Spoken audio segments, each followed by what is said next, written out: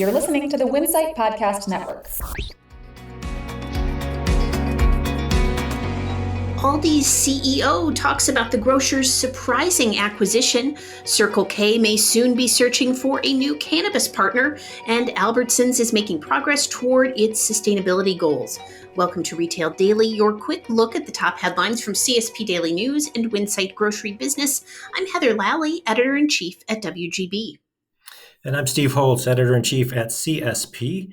Aldi CEO Jason Hart, in an interview with WGB, called the discount grocer's announcement last week that it intends to acquire Winn-Dixie and Harvey's supermarkets from Southeastern Grocers a landmark moment for the company. He also discussed Aldi's growth strategy in the Southeastern U.S., as well as some of the criteria that will be used to determine whether stores will be converted into Aldi locations. The parent company of the Circle K chain may be in need of a new cannabis partner. Canada's Alimentation Couche-Tard is an investor in the firm Fire & Flower, which was recently sold through bankruptcy auction to Fika Cannabis. It was not immediately clear how or if this change would affect the convenience retailer, which shares retail real estate with Fire & Flower at several locations in the U.S. and Canada. Albertsons CEO Vivek Sankaran noted his company made meaningful progress in its sustainability initiatives. The supermarket giant's 2023 ESG report highlights achievements in carbon emissions and waste reduction, recycling, energy conservation, food insecurity, and diversity and inclusion. Albertsons' report reflects strategies and targets set in its Recipe for Change plan, which focuses on the 4 ESG pillars of planet, people, product, and community. Under a new proposal in New York, retailers might have to start checking IDs when customers buy diet pills or dietary supplements for weight loss or muscle building. New York Assembly Bill 5610 prohibits the sale of these products to people under 18 years old, with some exceptions. The bill passed both the New York Senate and Assembly and is now being reviewed by Governor Kathy Hochul. Labor challenges are having an in-store impact on retailers and manufacturers, according to the August 2023 Manufacturer and Retailer Survey by Advantage Solutions.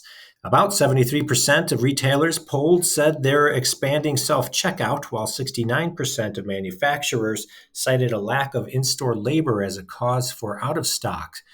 And to drive sales, 50% of manufacturers plan to boost promotions over the next 6 months, with 41% saying they'll step up brand marketing and 38% aiming to launch new products. Giant Eagle is now accepting online electronic benefit transfer payments in Ohio from SNAP recipients. The regional grocer operates dozens of locations in Ohio as part of its more than 470 stores there and in Pennsylvania, West Virginia, Maryland, and Indiana. Giant Eagle said it took months of collaboration with the Ohio Department of Job and Family Services and the U.S. Department of Agriculture to meet all of the requirements to accept EBT payments. FreeWire Technologies is using artificial intelligence to predict demand for electric vehicle charging in various locations, allowing retailers to make more informed choices about where to install charging stations. The California manufacturer of EV charging technology plans to introduce a strategic analytics software tool called Mobilize Pro in first quarter 2024 to assist retailers in deciding how many chargers to install, where to install them, and how much to charge to make a profit. BJ's Wholesale Club saw sales slide during the second quarter. Total comparable club sales dipped by 5.3% during the quarter compared to the year before.